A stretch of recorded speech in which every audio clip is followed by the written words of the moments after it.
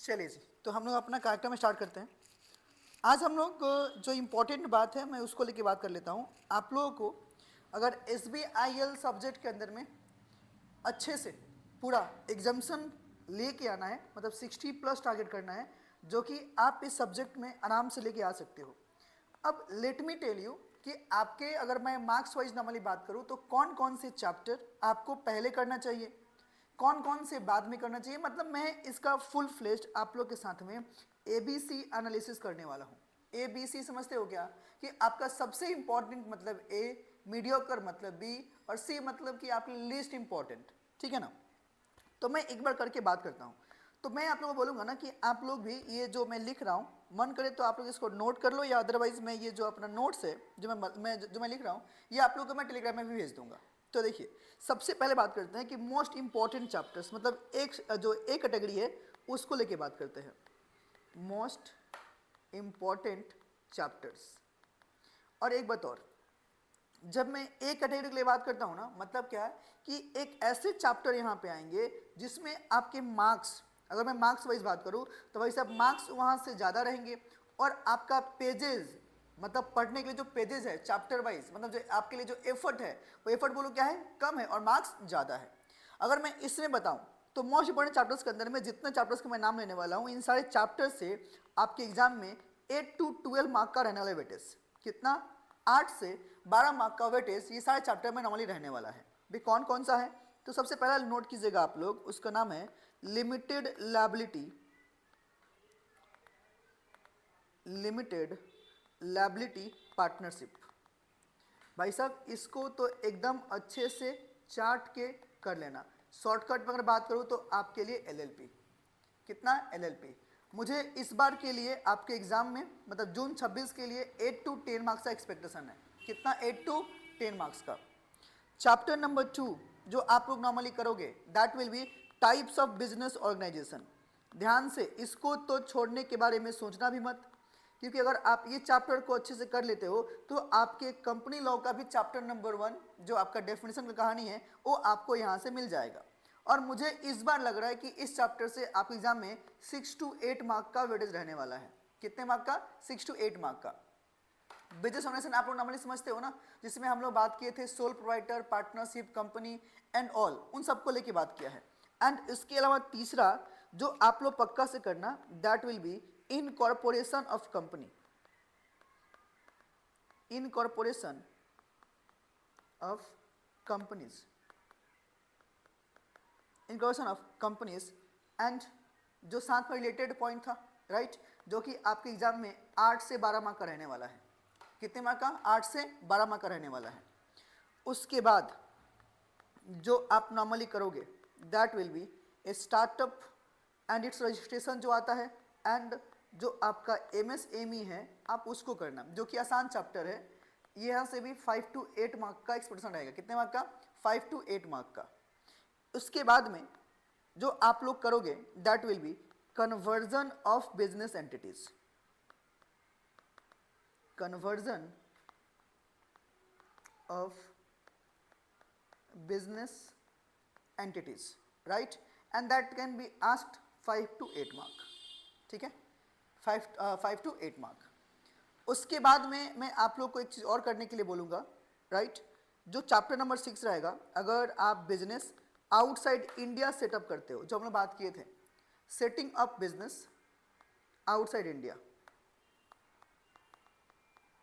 Setting up business outside India, सुनो ना, ये चैप्टर के साथ में एक और आता है आपका फॉरेन कंपनी।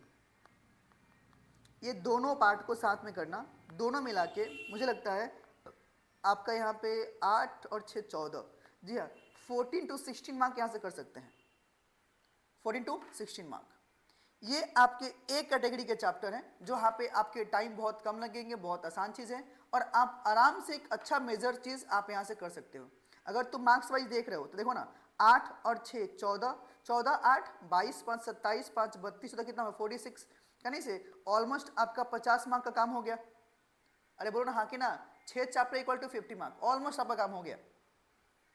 तो पहले आपको भाई साहब इसको तो करना ही चाहिए। इन 6 चैप्टर को पहले कंप्लीट करो एकदम अच्छे से, एकदम चाट जाओ इसको, और ये चैप्टर सारे के सारे आसान है, उतना टफ भी नहीं है कि आप लोगों को तकलीफ होगा।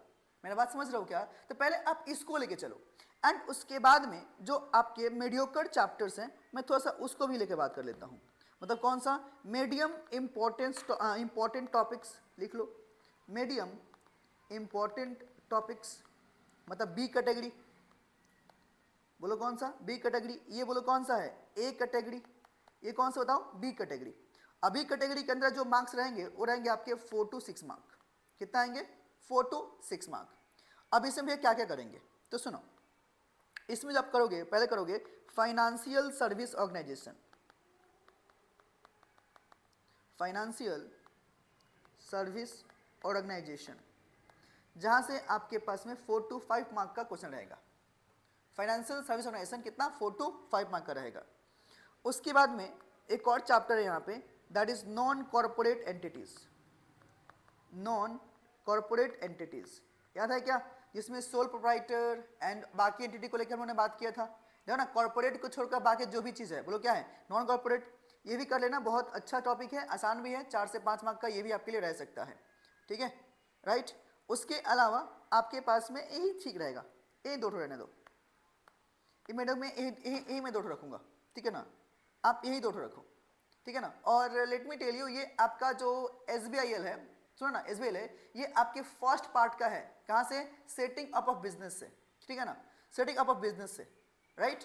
ये आपको पहले करना है, खत्म। सी कैटेगरी छोड़ दो, जो बाकी जो बताओ नॉर्मली सी में आएगा, बट उसको नहीं देखोगे तो कोई दिक्कत नहीं है, लेकिन इनको तो भाई पहले करना है, राइट। उसके बाद में जो आपके पास आता है कौन सा? Part B. पार्ट बी मतलब कौन सा? इंडस्ट्रियल एंड लेबर लॉस, है ना, इंडस्ट्रियल एंड लेबर लॉस। इसमें मैं बोलूंगा, सुनो भाई साहब, एकदम जी जान लगा के कोड ऑन वेजेस को तो भाई कर ही लेना। कोड ऑन वेजेस 2019 भाई साहब, ओ बहनों भाइयों ध्यान से, इसको छोड़ना ही मत। कितना? ये आपका 8 से 10 मार्क का रहने वाला वेटेज इकलौता। Code on wages CS executive 8 से 10 मार्क, कहीं नहीं गया, आराम से रहेगा। उसके बाद में सुनो सुनो सुनो, उसके बाद में जो आपके पास में आता है ना, occupational safety, health and working conditions, जो आपके लिए कोड आता है, हाँ कि ना। इंडस्ट्रियल रिलेशंस कोड आता है, जिसमें आपको फैक्ट्रीज एक्ट एंड ऑल है, ठीक है ना। अब उन सबको भी यहाँ पे ले कर लेना। मतलब कौन सा? अगर मैं इसी का नाम से चलूँ तो I can say industrial relations code, industrial relations code जो आपका 2020 में आया था, ठीक है ना। ये भी आपका 8 से 12 मार्क का रहने वाला है, 8 से 12 मार्क का। समझ पा रहे हो क्या? राइट। तो ये आप पहले IL के अंदर में कवर करोगे। अगर मैं आप लोगों को एक चीज़ यहाँ पे लेके आऊँ, थोड़ा सा रुको एक बार, 1 मिनट, अच्छा भाई यहाँ पे देखो, अगर तुम देखो यहाँ पे तो इवेल्युएशन ऑफ जो यहाँ पे कंस्टिट्यूशनल लेबर लॉस, इसमें आ जाएगा सब कुछ। लॉ ऑफ इंडस्ट्रियल रिलेशन जो मैंने बात किया, इसको कर लो 17 वाला, हाँ कि ना। लॉ ऑफ एजेस जो मैंने बोली दिया। अब सुनो, ये जो है ना आपके लिए सोशल सिक्योरिटी कोड, ये वाला आप अच्छे से करना, क्योंकि लेटेस्ट में आया हुआ है, ध्यान से, राइट। इसको भी करना है। और ये sexual harassment at workment like workplace, ये आप पक्का से करना। स्मॉल चैप्टर है, 4 से 5 मार्क के लिए। मैं इसको भी लिख रहा हूँ, रुको रुको, मैं प्रॉपर इसको लिख दे रहा हूँ, ठीक है ना। यहाँ पे लिख लो, मैं प्रॉपर यहाँ पे लिख दे रहा हूँ उसको भी। यहाँ पे नोट कर लो, कहाँ गया रे, हाँ यहाँ पे लिखो तीसरा social security code, social security code, and that is 2020, ठीक है ना। कितने मार्क का? 8 से 10 मार्क का। 3 chapter almost 30 mark, 3 chapters equal to कितना? 30 मार्क, राइट। एंड उसके बाद में एक चैप्टर और कर लेना, मेरा बात मान के, जो लास्ट में था, राइट, जो लास्ट में था, बोलो कौन सा? Like sexual harassment of women at work place, sexual harassment of women at work place. बहुत छोटा सा चैप्टर है, ठीक है ना, आसान है। और ये अच्छी बात ये कि यहाँ से आपके लिए 4 से 6 मार्क का बन जाएगा। कितने से? 4 से 6 मार्क का। तो ये आप इसको आराम से कर सकते हो, कहानी खत्म। इतना कर लेते हो एग्जाम्शन पक्का, इतना कर लेते हो एग्जाम्शन पक्का है। अगर आपको एग्जाम्शन चाहिए तो मैं तो भाई साहब आप लोग को बोलूँगा ये चैप्टर कर लो, एग्ज़ाम में फिर बात करेंगे, एग्ज़ाम में बात करेंगे, इतनी सी बात है। बोलो, इस सब का नोट्स हमारे पास ऑलरेडी है तो ठीक है, ओके।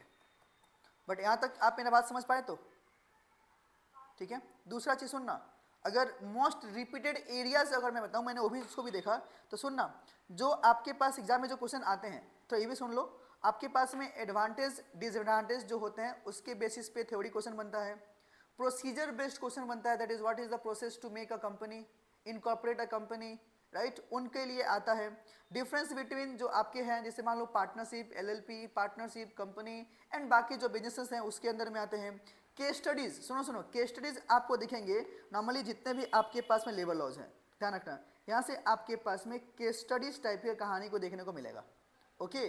साथ ही साथ जो आपके डेफिनेशंस हैं एंड अप्लीकेबिलिटी है उसको लेके देखना, पेनाल्टीज एंड कंप्लायंसेज हैं उसको भी लेके देखना। अगर पेनाल्टीज एंड कंप्लायंसेज अगर आपको याद रहते हैं तब तो अच्छी बात है, और नहीं रहता है तो आप ये लाइन डालने का सोच लेना हमेशा, respective amount which is mention as per the act, या फिर रेस्पेक्टिव या लाइक रेलिवेंट पेनाल्टीज, रेलिवेंट जो आपकी कंप्लायंसेज आप उसको लेके आप लिख के आ सकते हो, ठीक है ना। और जो छोटे छोटे चैप्टर्स बचे हैं आप उस पर नॉर्मली शॉर्ट नोट्स टाइप की क्वेश्चन आपके लिए देखने को मिल सकते हैं, ठीक है। तो अरे ठीक है, तो ये आप लोग कर लेना अच्छे से, मतलब अच्छे से मतलब बहुत अच्छे से, तो आपका पूरा काम हो जाएगा, ठीक है।